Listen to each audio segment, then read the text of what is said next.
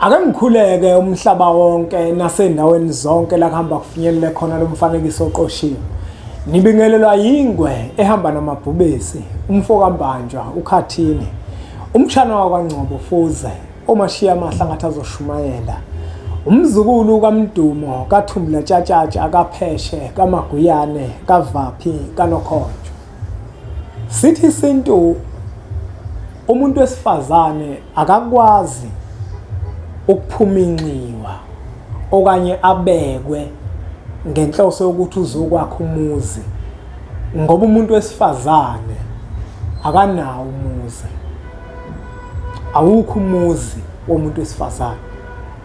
Sithi isintu impohlo ayikwazi ukuphuma inxiwa noma ibekwe ukuthi izokwakha umuzi, ngoba awukho umuzi wempohlo. Abantu abaningi lenkulumo kube khona labayiphikisa khona ngesizathu sokuthi kunezinto eziningi abangaziqondi. Abanye ke hayi ngoba naku ukuthi kunezinto abangaziqondi bayabalekelana neqiniso. Baningi abantu esithema siyikhuluma lenkulumo base beba nokuphawula ukuthi hayi mina umuzi nginawo kodwa angiganiwe ngawuthenga.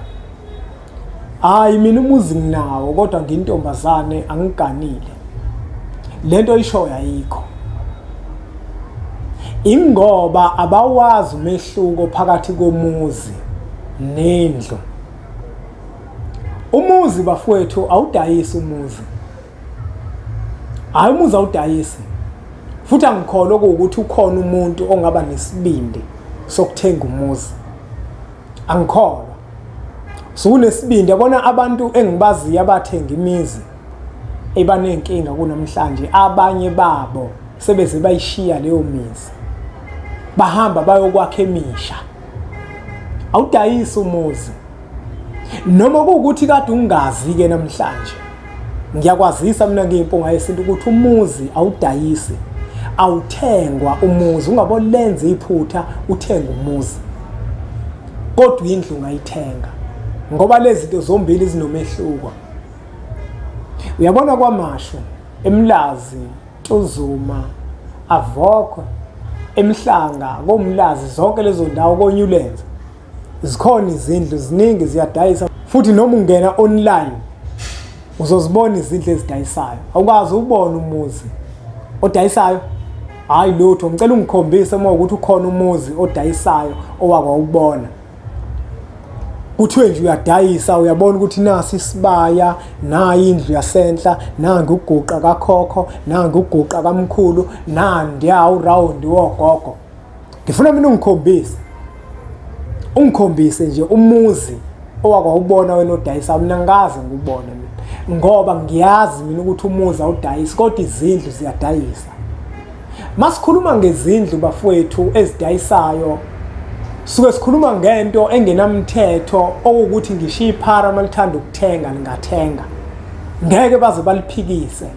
Kodwa masikhuluma ngemizi ngokomthetho wesintu, umuzi wakhiwa intombazane ithi zakhela yona. Intombazane ingawakha umuzi ithi yakhi kubo. Umuzi wakhiwa impohlo ithi zakhela yona. Impohlo ingawakha umuzi yakhi kubo. Kodwa phansi kwesizwe senkosi akukwazi ukuthi kuzobekwa intombazane ithi izozakhela umuzi. Akwenzeki lokho. Leyo nkosi ekwazi ukubeka intombazane ithi izokwakha umuzi wayo isuke isiwuphulile umthetho. Leyo nkosi ekwazi ukubeka impohlo phakathi kwesizwe ithi impohlo izokwakha umuzi wayo ayakhi kubo. Nakhona futhi kungalandelelwa okuthi ngempela njengethi wakhi kubo, ikubo ngempela labhubha, kodwa njengamanje usefuna ukulivusa ikubo. Leyo nkosi le inephutha. Leyo nkosi akukwazi ukwenzeka lokho. Kungenzeka intombazane ngesizathu sokuthi abantu bakubo sebabhubha baphela, mhlambe kade ikhulele emzini abantu, mhlambe kade ihlala kubo, mayihlala kubo yashawa zinkinga sekufanele ibuyele komalume bayo. Ingathi mayifika ikhonzelwa enkosini bese inkosi iyachazela ukuthi cha umntwana lo ufuna ukuzokwakha komalume lakhe. hayi ukuthi kuzokwakha umuzi wakho ngoba ukho umuzi wentombazane. Umuzi futhi awudayisi. Ukhumbule ukuthi njengoba umuzi wakhile kwakhona indlu yabantu abadala, wabangenisa abantu abadala, wenza imikhuba yale ekhaya, wenza amasiko ale ekhaya. Lo muzi ngeke usawudayisa ngoba kuwona wakho wabantu abadala bale ekhaya. Njengoba kade ubika kubona ubangenisa umuzi wabo lo, ngeke kusakwazi ukudayisa ngoba uma uzowudayisa usubafakile ngeke baze baphume. Ngiyamdabukela umuntu othenga umuzi, ngiyamdabukela ngoba abantu abadala abasaphuma.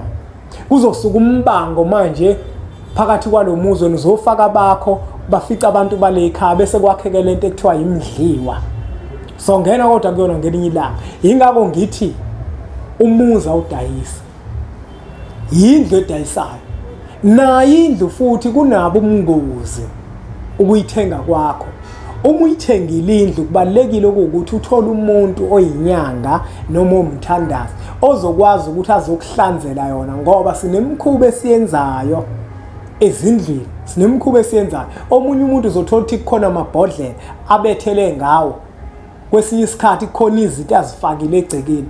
Uyamdinga umuntu oyinyanga ozokulekelela akukhiphele lezo zinto, lo muntu azifakile waqinisa ngazo phakathi kwecele. Bodadewethu-ke nabafowethu, umuzi nje awudayisi. Kufanele nikwazi ukuthi umuzi awudayisi, izindlu ezidayisayo. Uma uyiphikisa le nkulumo yami engiyishoyo, ngikhombisa umuntu owakwadayisa umuzi.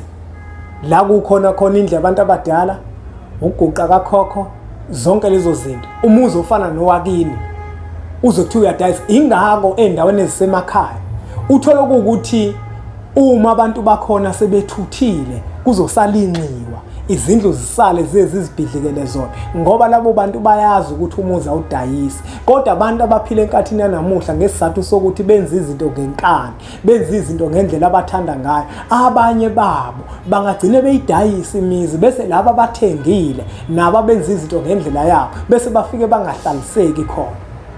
Yindlu ongayidayisa, hayi umuzi. Umuzi phela uyabika, umuzi wethongo.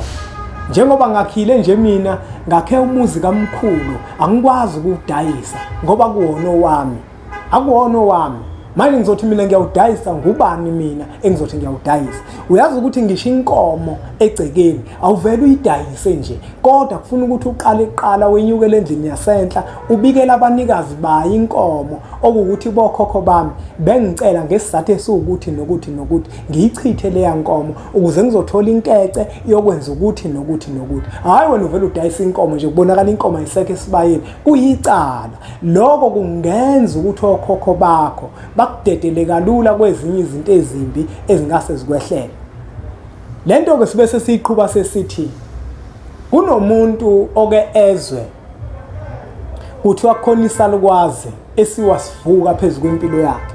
Kukhona isalukwazi esimgadile kodwa manje lesalukwazi lesi esakomalume bakhe, omunye mhlawumbe kuthiwa esakubo. Yabona lona? Kodwa manje ikhaya la komalume alisekho bese navela athi hayi ngizokwakha ngakhela ugogo umuzi. Angithi manje uyabona ukuthi yonke into uyikhomba kugogo ngoba kuthiwa ugogo uyena omkhanyisela, uyena owenza zonke izinto, yena ophethe inhlanhla yakhe. Abesethena wakhela ugogo umuzi. Umakhela kanjani ugogo umuzi ekubeni isintu sisho sithi awukho umuzi womuntu wesifazane? Ugogo kanti yena wayengaganile yini? Uma kuwukuthi ugogo wayekade eganile, la wayeganele khona ngithi wegana ikhehle lithile, usebenzisa leso sibongo nje wafika ezogana. Wena usukwazi ukumgibeza emakhanda amakhehla, uzokwakhela yena umuzi, uyakhohlwa ilamakhehla lawa ayikuyiwona ayinhloko kuyena, uyakhohlwa yikhehla ugogo wayeliganile. Mawubheka ngenkathi wena uthi wakhela yena ugogo umuzi, ungenisa yena futhi yedwa ugogo. Ngeke yini lekhehla leli libe nolaka bese lizovala izinto la uthi mawenza izinto bese inqubela phambili ungayiboni?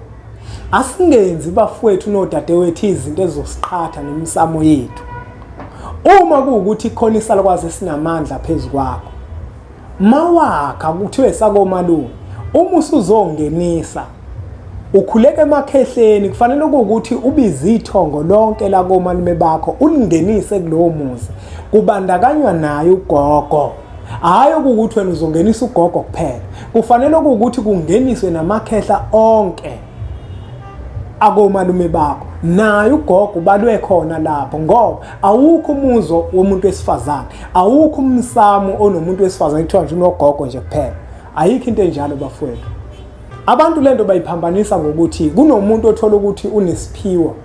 Uma umuntu enesiphiwo kuthiwa wembethwe ugogo, mhlambe ukhokhokazi, uma embethwe lesalukwazi lesi, ake senze isibonelo mhlambe sithi umuntu nje ozalwa abantu abagcagcile bese azokwembathwa isalukwazi esiwukhokhokazi kuyena sakomalume. Uma lo muntu embethwe isalukwazi esiwukhokhokazi sakomalume, kuyadinga ukuthi la emzini wakubo masimphathela umsebenzi ibe khona lendlu azoyakha la ezokwazi khona ukuthi lesalukwazi njengoba sihamba nayo bese sibe nayo indawo nayo futhi leyo ndlu leyo kuke kufanele ukuthi lapho kini babikela abantu abadala ngaleyo ndlu ukuthi wena njengoba wembethwe yilo moya udinga ukuthi ke manje wakhe indlu ukuze uzokwazi ukugcina yonke imikhuba eqondene naso lesalukwazi kulendlu ngokukhothama kubantu bakini.